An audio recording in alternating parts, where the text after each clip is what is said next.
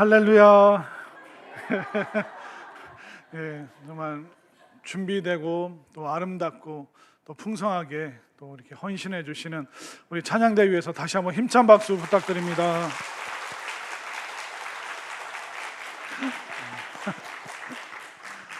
이게 얼마나 아까 이제 연습을 많이 하셨을까?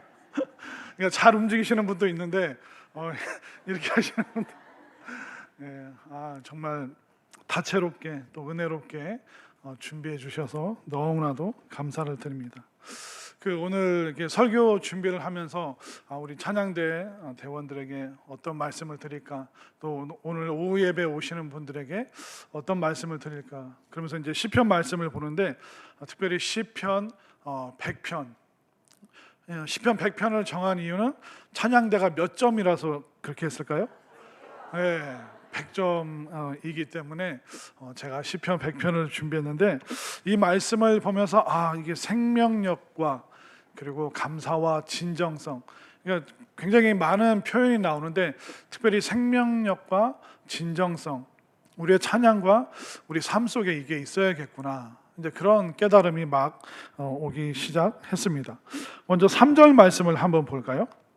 자, 우리 3절 말씀 화면으로 보시면서 읽겠습니다. 시작. 여호와가 우리 하나님이신 줄 너희는 알지어다. 그는 우리를 지으시니요 우리는 그의 것이니 그의 백성이요 그의 기르시는 양이로다. 아멘. 자, 이 3절 말씀을 보면 우리는 내게 아니라 하나님의 것이고, 또 우리는 내게 아니라 우리는 하나님의 백성이고, 우리는 나의 것이 아니라 하나님께서 기르시는 양이다 라고 말씀하고 있는데, 하나님의 것이고 하나님의 백성인 거 맞는데 또 우리를 하나님께서 양이라는 표현으로 우리를 불러주고 계십니다. 자, 우리가 나를 볼 때, 내가 이제 나 자신을 볼 때 내가 나를 보는 그 시선이 맞을까요? 아니면 하나님께서 나를 보시는 시선이 맞을까요? 하나님께서 나를 보시는 그 관점이 맞습니다. 어느 날 제 고1 된 딸아이가 그런 얘기를 하더라고요. 아빠, 나는 왜 이렇게 안 이뻐? 야, 무슨 말이야 그게? 너 아빠 닮아서 엄청 이뻐. 왜 자꾸 남자인 아빠를 닮았다고 그래? 나는 여자인데, 나는 딸인데. 그래서 이제 제 딸아이가 속상해 하는데, 그 아이들이 이제 뭐 사춘기 때나 또 아니면 이게 TV에서 이미지로 보여지는 그 사람들 때문에, 그러니까 본인에 대해서 왜 이렇게 나는 못났지? 왜 나는 이렇게 뭐 TV에 나오는 사람들만큼 뭐 아름답지 않지? 그런 시선으로 자기를 볼 때가 있습니다. 그러면 아이들, 자녀들이 자기 시선으로 보는 그 관점이 맞을까요? 아니면 부모의 시선에서 아이들을 바라보는 관점이 더 맞을까요? 부모의 시선이 훨씬 더 잘 맞습니다. 저는 사실 TV에 나오는 뭐 여자 걸그룹 가수들 100명 데려다 줘도 제 딸아이랑 바꿀 생각을 조금 해보긴 하지만 바꾸지는 않을 겁니다. 진짜예요. 아무리 세상 없는 대단한 사람들을 데려다 줘도 제 딸아이랑 바꿀 생각이 전혀 없습니다. 하나님께서 내가 나 자신을 잘못 볼 때 계속 하나님께서는 하나님의 관점으로 말씀해 주십니다. 우리는 스스로 늘 자책하죠. 나는 어릴 때 공부도 잘 못했고, 뭐 인물이 그렇게 목사님처럼 특출나지도 않고, 그렇다고 내가 뭐 재력이 많은 것도 아니고, 우리는 스스로를 계속 하찮게 여길 100개의 이야기들이 있습니다. 그러나 하나님께서는 내가 나 못났다, 그 100개의 이야기보다 하나님께서는 너는 나의 것이고 너는 나의 백성이고 또 너는 나의 기르는 양이다. 하나님께서 얼마나 우리를 애지중지 여기시는지, 그 하나님의 시선이 또 여러분들의 관점이 될 수 있기를 바랍니다. 아까 전영환 지사님이 기도하실 때 이렇게 부족한 우리들을 이렇게 찬양의 자리에 섬기게 해주셔서 막 감사의 고백. 그게 겸손이지만 또 때로는 우리가 기도하다가 실수로 하나님의 그 관점을 놓쳐버릴 때도 있습니다. 부족한 우리에게 이런 놀라운 사명을 주셔서 너무 감사합니다. 그 고백처럼 우리는 우리의 부족한 시선에 또 하나님의 시선을 더하여서 하나님께서 우리를 정말 애지중지 귀히 여기는 존재라는 것을 다시 한번 마음 깊이 깨달으시기를 바랍니다. 그런데 하나님께서 우리를 양이다라고 말씀해 주셨는데, 양은 뭘까요? 생명이 움직이는, 열심히 돌아다니는 생명이 있는 그런 존재입니다. 그럼 생명이 있는 존재는 생명을 가지고 있어야 되죠. 이 생명이 있는 존재라는 것이 얼마나 귀하냐면, 생명이 있는 존재는 또 다른 생명을 만들고, 또 생명이 있는 이 존재는 또 다른 생명을 돌보고 키워주고 북돋워주고. 그런데 그 생명이 있는 존재에서 생명이 사라져 보십시오. 그러면 어떻게 됩니까? 어떤 곳에 사람들이 안치하거나 방치하거나 때로는 더 이상 관심을 기울이지 않는, 그러니까 생명이 있느냐 없느냐가 너무나도 중요한 겁니다. 그러면 하나님께서 우리를 양이라고, 정말 하나님의 그 관심과 돌봄이 있는 존재라고 하는데, 그렇다면 찬양하고 예배하는 우리는 어떻게 살아야 될까요? 하나님께서 기뻐하시는 그 생명력 넘치는 삶을 살아야 되고, 또 생명력 넘치는 그 마음으로 또 찬양해 주시기를 바랍니다. 그러면 이 양이, 돌봄을 받는 양이 생명력 넘치려면 어떻게 해야 될까요? 잘 먹고 잘 마시고. 교회에서 예배 끝나고 점심 식사 시간에 밥을 먹으면 항상 그 엄마 아빠랑 애들이 실갱이를 벌립니다. 교회 식당에서. 엄마는 막 먹이려고 그러고 애는 먹기 싫어. 아까도 갔더니 누가 막 소리를 지르고 막 악을 쓰고 울더라고요. 보니까 엄마가 식은땀 흘리면서 데리고 나갔다가 진정시켜서 이제 밥 먹여야죠. 또 밥을 주려고 하면 또 뭐가 마음에 안 들어 막 울어요. 그럼 또 아빠가 또 이렇게 잡아서 끌고 연행해서 데리고 나가더라고. 아이고 저거 큰일 났다, 이제 혼났다. 부모들은 어떻게 해서든 애들을 먹이려고 그러죠. 애들은 어떻게 해서든 안 먹으려고 그러고. 왜 부모님들은 안 먹으면 내버려 두지 왜 자꾸 먹일까요? 먹어야지 키가 크고 살이 찌고 건강해지고. 여러분들 집에서 강아지나 고양이를 키우는데 먹이를 딱 줬는데 또 줬는데 안 먹으면 어떻게 됩니까? 걱정이 되죠. 왜 무슨 일인가? 그러니까 안 먹기 시작하면 그때부터 문제가 생기는 것입니다. 그러니까 우리가 신앙생활하면서 우리가 하나님의 양으로서 어떤 먹이를 먹어야 됩니까? 어떤 식사를 먹어야 됩니까? 바로 하나님의 말씀, 메시지. 그러니까 말씀을 많이 먹을수록 생명력이 넘치고, 또 생명력 넘치는 그 마음으로 찬양할 때 하나님께서 기뻐하신다는 것을 분명히 믿으시기를 바랍니다. 그렇기 때문에 찬양대뿐만 아니라 우리 모두도 정말 말씀을 충분히 먹어서 생명력 넘치는 그 신앙생활, 정말 생명력 가득한 찬양할 수 있는 그런 존재들이 되었으면 좋겠습니다. 그렇기 때문에 여러분들 귀에 들려지는 그 말씀으로 살아가고, 들려지는 그 말씀으로 찬양을 해야 됩니다. 그런데 이 들려지는 말씀을 식사로 안 여기고 사료로 여기면 어떻게 될까요? 그러면 그때부터 우리의 수준이 낮아지기 시작하는 거죠. 여러분들, 그 음식과 사료의 차이가 뭘까요? 그거는 어떤 대상이 먹느냐, 그 차이밖에 없습니다. 예전에 어떤 사람이 좀 그 어린 학생이 친구 집에 놀러를 갔대요.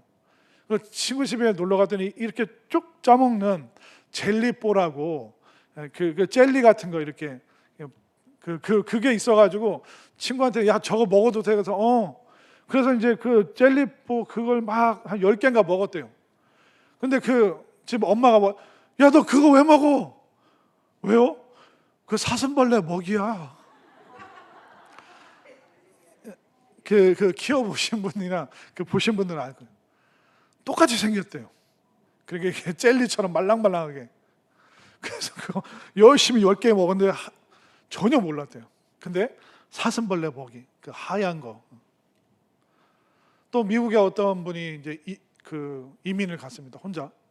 그래서 젊은 시절에 이민 가서 열심히 사는데, 우리나라도 물가가 비싼데 미국은 얼마나 더 비싸겠어요.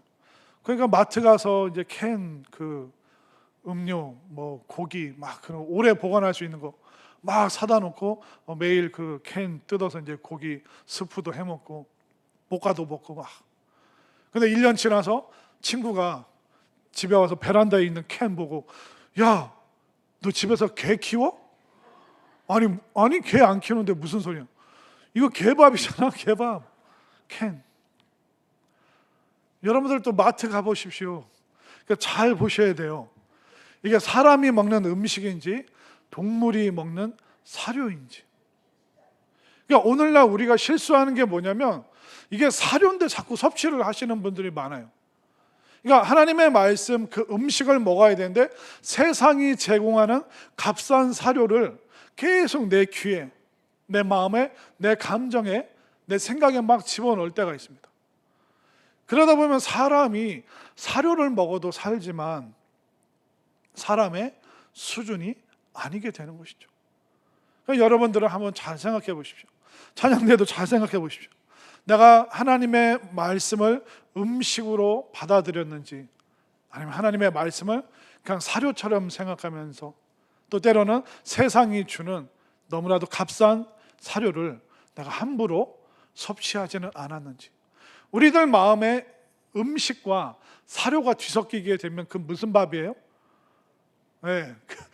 잘 아시는, 그렇게 돼버리는 거예요. 좋고 나쁜 게 없어지고 다 섞여버리는 거예요. 그 마음으로 살아가고 음식과 사료가 섞인 상태로 찬양하면 과연 그 찬양이, 그 삶이 제대로 사라지는 것이라고 할 수 있을까요? 물론 살기는 살겠죠. 그러나 사람답지 않은 거죠. 살기는 살지만 믿음의 사람답지 않은 것이죠. 왜? 먹지 말아야 될 것을 먹고 내 수준에 맞지 않는 것을 자꾸 섭취하다 보면 서서히 우리의 생명력은 고갈되기 시작하고 우리의 생명력은 점점점 희미해지기 시작하는 것입니다. 그렇기 때문에 우리가 생명력 넘치는 삶을 살기 위해서는 세상이 주는 사료가 아니라 하나님께서 주시는 영적인 양식인 말씀을 섭취할 때, 그러니까 말씀을 충만히 먹고 찬양하고 말씀을 충만히 먹고 이 세상을 여러분들이 힘있게 살아가기를 바랍니다. 그렇기 때문에 우리 찬양대 노래를 잘하기 전에 말씀을 충분히 섭취하시기를 바랍니다. 세상의 사료보다 하나님의 말씀을 먼저 공급받으시기를 바랍니다. 그래서 우리가 생명력 넘치는 찬양을 하기 위해서는 말씀을 충분히 들어야 생명력 있는 찬양과 삶을 살 수 있는 것입니다. 그리고 두 번째, 오늘 말씀을 보다 보니까 이 찬양이 얼마나 놀라운 것인가 깨닫게 되는데요. 자, 4절 말씀 함께 읽습니다. 시작. 감사함으로 그의 문에 들어가며 찬송함으로 그의 궁정에 들어가서 그에게 감사하며 그의 이름을 송축할지어다. 아멘. 자, 세상에 있는 모든 가치 있고 소중한 것은 다 문이 있고 자물쇠가 있습니다.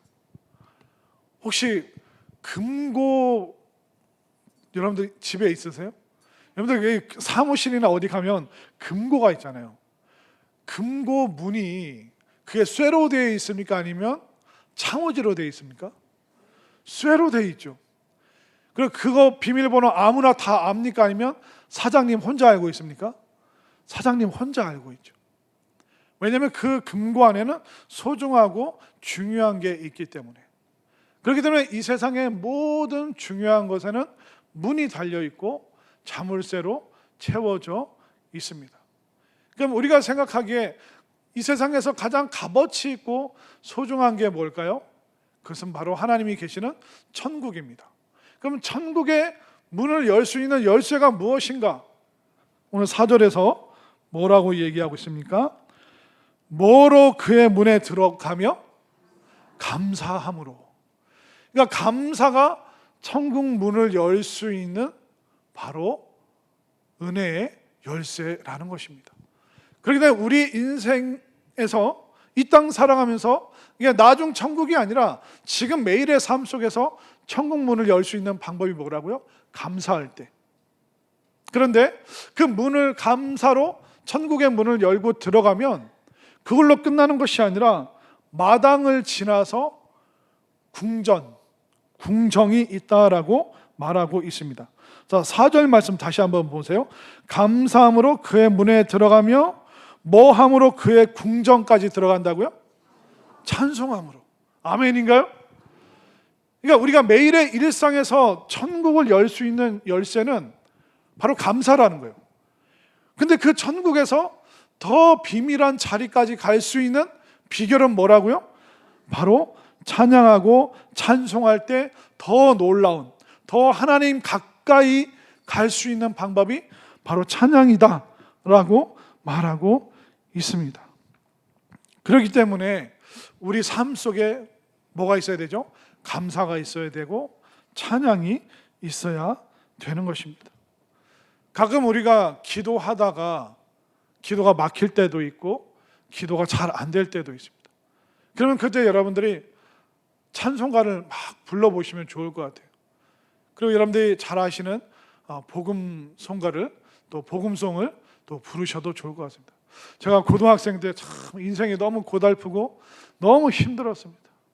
공부도 힘든데 우리 부모님도 이렇게 두 분 살아가시는 게 참 안쓰럽기도 하고, 또 제가 고등학생 때 이렇게 보면 친구들이나 후배들이 교회 열심히 왔으면 좋겠는데 이렇게 좀 교회를 잘 열심히 안 오기도 하고, 그때 무슨 생각이 있었는지 참 제가 집에서 뭐 형도 학교 가 있고 부모님도 안 계시고 그럴 때 방학 때쯤이었던 것 같아요. 그러니까 그 인생에 무슨 고뇌가 있었는지 고등학교 2학년 때 그때 집에서 진짜 찬송가 1장부터 펴서 고등학생 2학년이 막 인생의 허무함을 느끼면서 막 찬송을 부르는 거예요. 하나님 사는 게 뭡니까? 그래서 1장부터 마지막 그때는 550장까지 있었나요? 그러니까 제가 아는 거는 그냥 계속 부르는 거예요. 하루 종일. 그렇게 막 매일 찬송을 이렇게 부르다 보니까 눈 떠 보니까 어느 날 신학교가 있더라고요.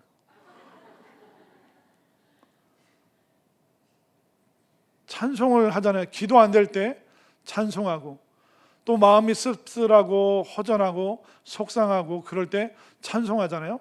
그럼 찬송이 여러분들을 하나님의 궁정까지 인도해 주는 줄 믿으시기를 바랍니다. 그렇기 때문에 말 안 듣는 애들, 속상하게 답답하게 하는 남편이랑 대거리 하지 마시고 뭐 하시라고요?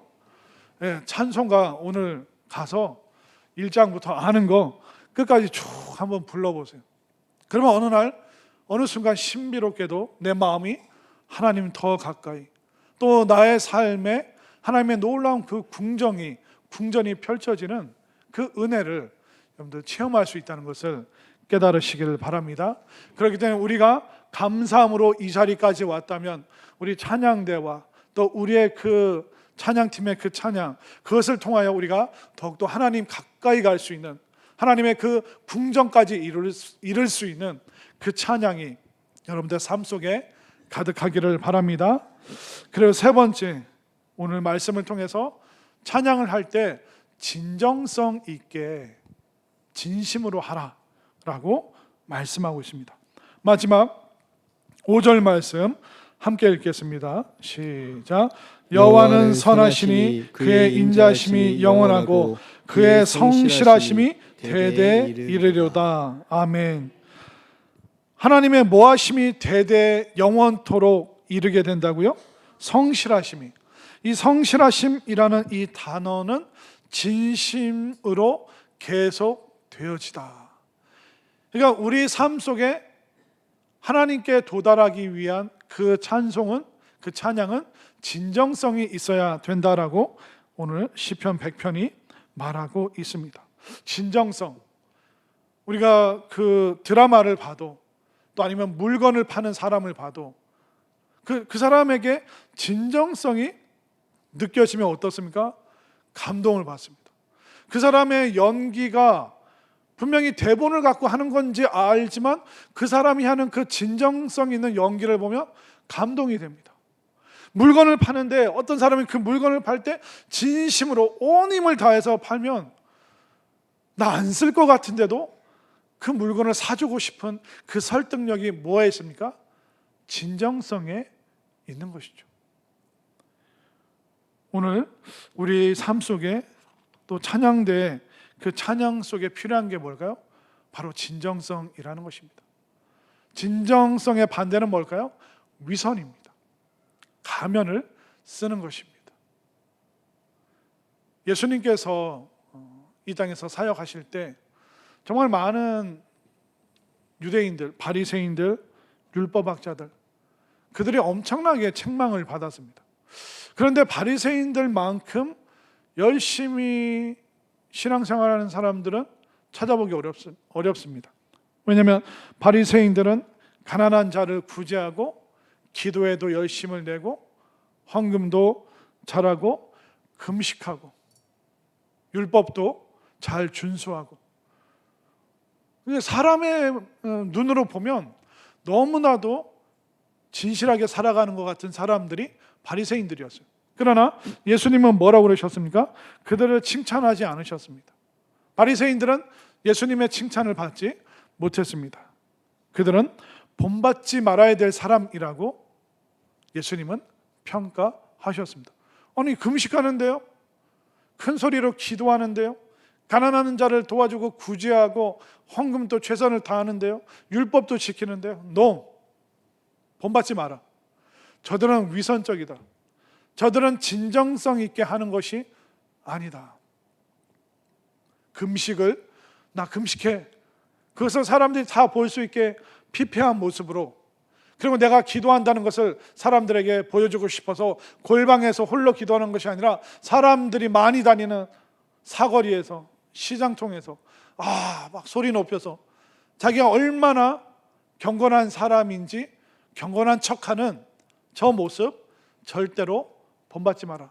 저들이 구제한다고 사랑의 마음은 하나도 없이 사람들의 우러름을 받고 싶어서 하는 저 행동 절대로 너희들 본받으면 안 된다.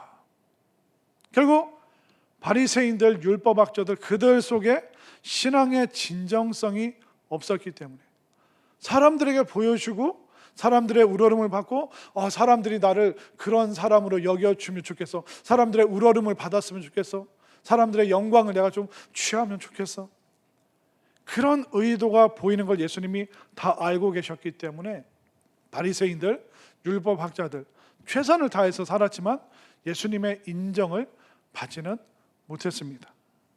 우리가 신앙생활하면서 교회에서 여러 사역을 하는데 특별히 찬양하시는 분들, 우리 찬양팀이나 찬양대나 그러니까 조심해야 될 게 있습니다.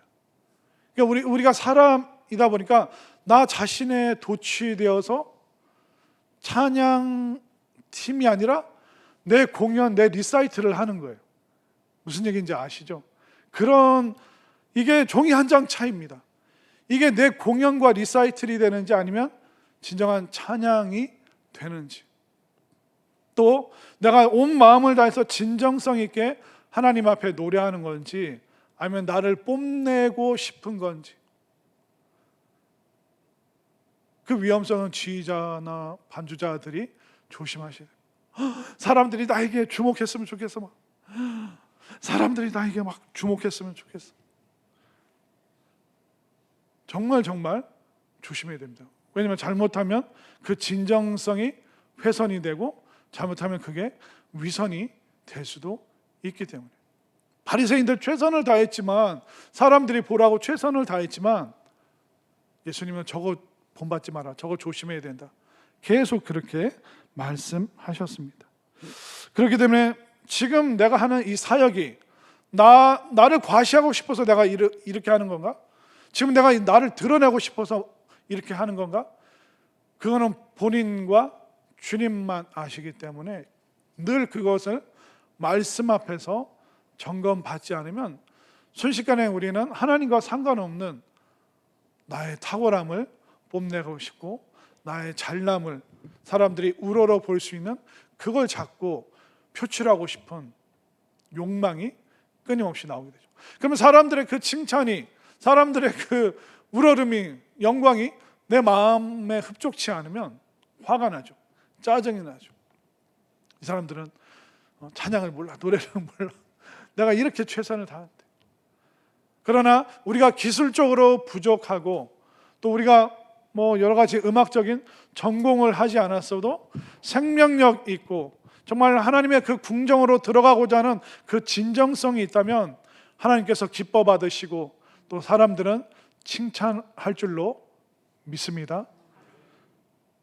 결국 우리가 찬양하는 대로 살아가고 또 살아가는 그 삶이 찬양이 되고 우리가 말씀 듣는 대로 삶을 살아가고 삶을 살아내는 만큼 말씀 앞에 서고 이것이 끊임없이 선순환이 이루어질 때 우리는 생명력이 무엇인지 하나님의 궁정까지 들어가는 그 찬양이 무엇인지 또 인생의 진정성이 무엇인지 우리는 그때 깨달을 수 있는 것입니다.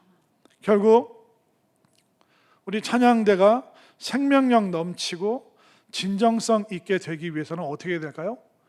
사명감에 뿌리를 내려야 됩니다. 나 오늘 컨디션이 별로야, 기분이 안 좋아, 나 오늘 안 할래. 이건 뭐예요? 사명감이 있는 겁니까? 사명감이 없는 겁니까? 사명감이 없는 겁니다. 제가 요즘에 다른 교회를 탐방을 하면서 어떤 교회를 갔는데 그 교회 목사님이 몇 년 전에 교회 리더들이 있대요. 그러니까 구역장 같은 분들이죠. 그런 분들과 그 가족들 데리고 교회 리더들 가족 다 포함해서 한 40명이 한 달 동안 남미를 순회를 했대요. 40일 동안. 가서 뭐 하셨어요? 했더니 브라질에서 부흥하고 있는 교회, 아르헨티나에서 부흥하는 교회, 과테말라에서 부흥하는 교회, 콜롬비아에서 부흥하는 교회. 그래서 남미에서 부흥하는 그 교회들을 40일 동안 다녔다는 거예요. 그러면서 이제 과테말라에 있었던 어떤 구역장 리더 얘기를 하는 거예요. 그 남자 구역장이라고 하시더라고요. 그 남자 구역장이 이제 사역을 하고 있었는데 어느 날 그러니까 중학생 된 딸이 열이 40도, 41도. 이거 막 사경을 헤매면서 병원에 데려갔는데 의사 선생님이 얘 며칠을 못 넘길 것 같다. 아무리 이게 주사를 놓고 해도 열이 안 떨어진다. 이게 무슨 바이러스가 들어간 것 같은데 병원에서는 어떻게 할 수가 없다.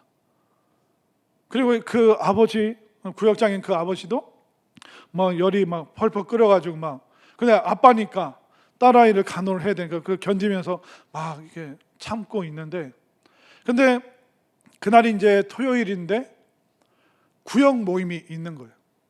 예를 들면 오후 2시에. 근데 아이는 병원에서 얼마 안 남았다, 며칠 내로 죽게 된다. 그러니까 본인도 열나고 아프고.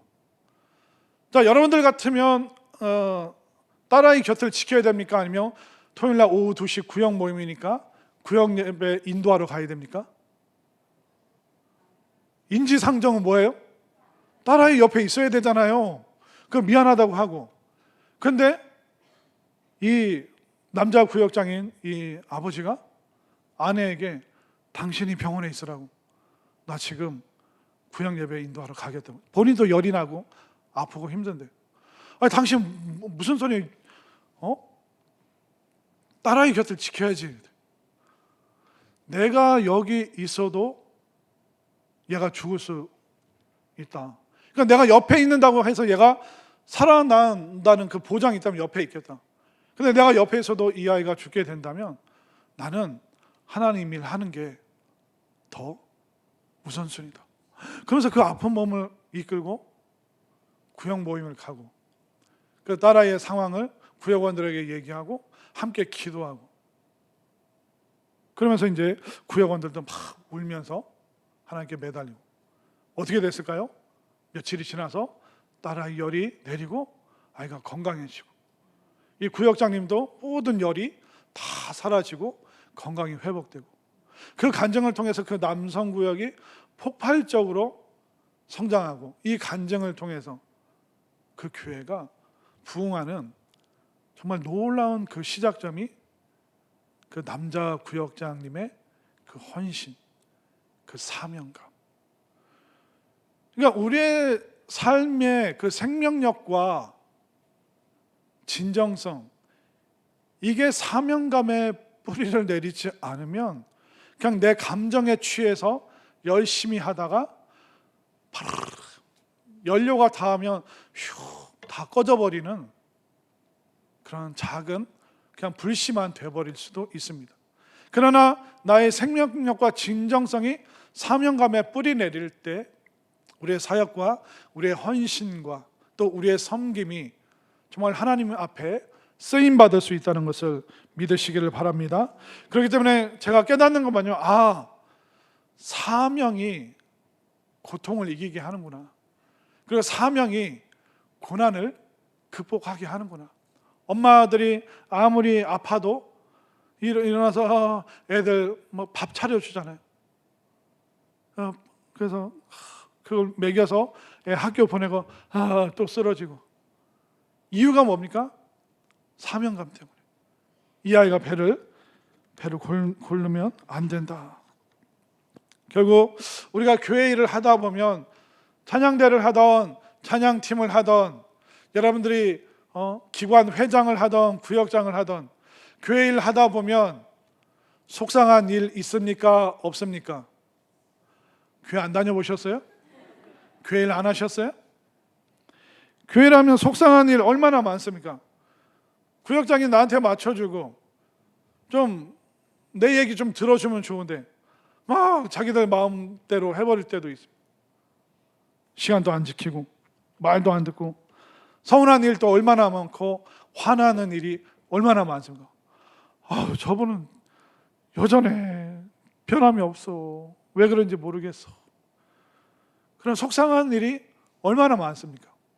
그런데 사명감이 없으면 어떻게 될까요? 에라 모르겠네. 나 안 해. 뭐 누가 하겠지 뭐.